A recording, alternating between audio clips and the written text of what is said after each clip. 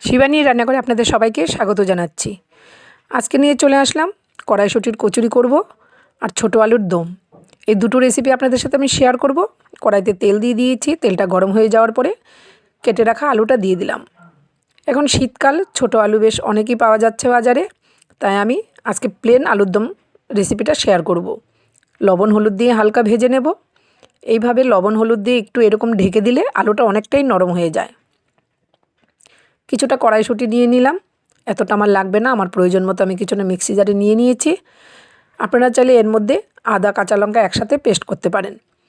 আমি লবণ আর সামান্য একটু জল দিয়ে মিহি পেস্ট করে নেব, যাতে মটরশুঁটির খোসাগুলো একদম মিহি পেস্ট হয়ে যায়, তাহলে বেলতে সুবিধা হবে। আমার আদার কাঁচা লঙ্কা পেস্ট করা আছে বলে আমি একসাথে পেস্ট করিনি। তারপরে দেখুন এদিকে ঢাকনাটা সরিয়ে দেখাচ্ছি, আলুটা আবার একটু ভালোভাবে নেড়ে দিচ্ছি। খুব সুন্দর ভাজা হয়ে গেছে, নামিয়ে নিয়েছি। কড়াইতে আবার একটু তেল দিয়ে তেজপাতা, জিরে, এলাচ, দারচিনি ফোড়ন দিয়ে দিলাম। কেটে রাখা একটা টমেটোও দিয়ে দিয়েছি। তারপরে দিয়ে দিচ্ছি জিরে গুঁড়ো, ধনে গুঁড়ো, সামান্য একটু আদা বাটা, লঙ্কা বাটা, একটু জল দিয়ে দিলাম। দিয়ে কড়াইশুঁটিটাও দিয়ে দিলাম, দিয়ে বেশ ভালোভাবে একটু নেড়ে নেব। তারপরে স্বাদ মতো লবণ আর হলুদ দিয়ে দেব। দিয়ে আমি মশলাটা খুব ভালোভাবে কষিয়ে নেব। মশলার উপর দিয়ে তেলটা ভেসে উঠেছে, তারপরে ভেজে রাখা আলুটা দিয়ে দিলাম। দিয়ে আলুর সাথে আবারও ভালোভাবে মশলাটাকে কষিয়ে নেব।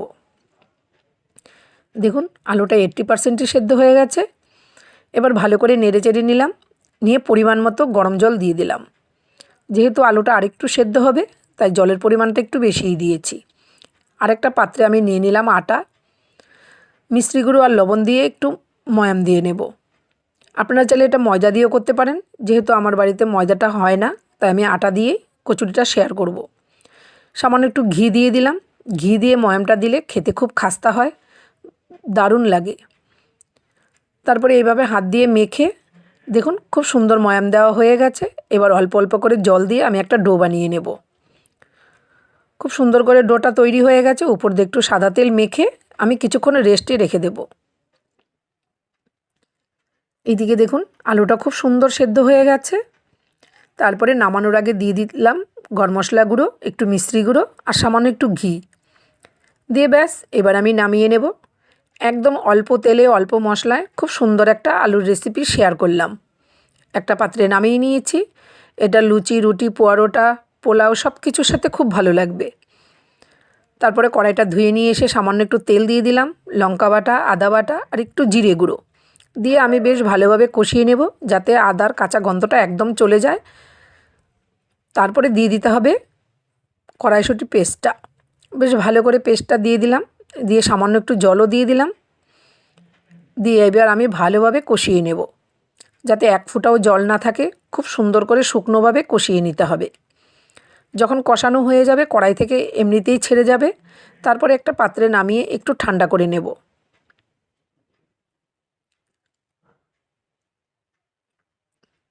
তারপরে দেখুন আমার আটার ডোটা খুব সুন্দর সেট হয়ে গেছে। আমি আবারও ভালোভাবে মেখে নেব। সামান্য একটু আটা দিয়ে খুব সুন্দরভাবে মেখে নেব। এইভাবে হাত দিয়ে ডলে ডলে মেখে আমি লেচি বানিয়ে নেব। সমস্ত লেচি বানিয়ে নিয়েছি। তারপরে দেখুন এইভাবে দুটো বুড়ো আঙ্গুল দিয়ে এইভাবে গোল করে একটু বাটি করে নিলাম। এবার বাটির মাঝখানে পরিমাণ মতো আমি পুরটা ভরে দিচ্ছি। কড়াইশুঁটির পুরটা পরিমাণে ভরতে হবে, কমও হবে না বেশিও হবে না, লেচি অনুযায়ী পরিমাণ করে ভরে নিতে হবে। তারপরে এইভাবে চারিদিক থেকে মুখটাকে বন্ধ করে দিয়ে আবারও গোল করে নিলাম। দেখুন কত সুন্দর হয়ে গেছে। এবার আমি আরেকটা দেখাচ্ছি। দেখুন এইভাবে বাটি করে কড়াইশুঁটির পুরটা মাঝখানে ভরে দেব। মাঝখানে দিয়ে দিলাম। এবার চারিদিকে মুখটা এইভাবে চেপে চেপে বন্ধ করে দিতে হবে, দিয়ে দু হাতে গোল করে নিয়ে নিতে হবে। আমার সমস্ত পুরগুলো আমি একইভাবে ভরে নেব। সমস্ত পুর ভরা হয়ে গেছে। এবার দেখুন আমি একটা বেলে দেখাচ্ছি। কিছুটা আটা দিয়ে দিয়েছি, দিয়ে এইভাবে আলতো করে হাতে প্রেসার দিতে হবে। প্রেসার দিয়ে চারিদিকে ঘুরিয়ে ঘুরিয়ে একটু বড় করে নিলে তারপরে আলতো হাতে বেলতে হবে, তাহলে ভেতরের পুরটা একটুও বেরিয়ে যাবে না। খুব সুন্দর করে বেলে নিতে হবে। আমার একটা বেলা হয়ে গেছে, আমি আপনাদের আরেকটা দেখাচ্ছি।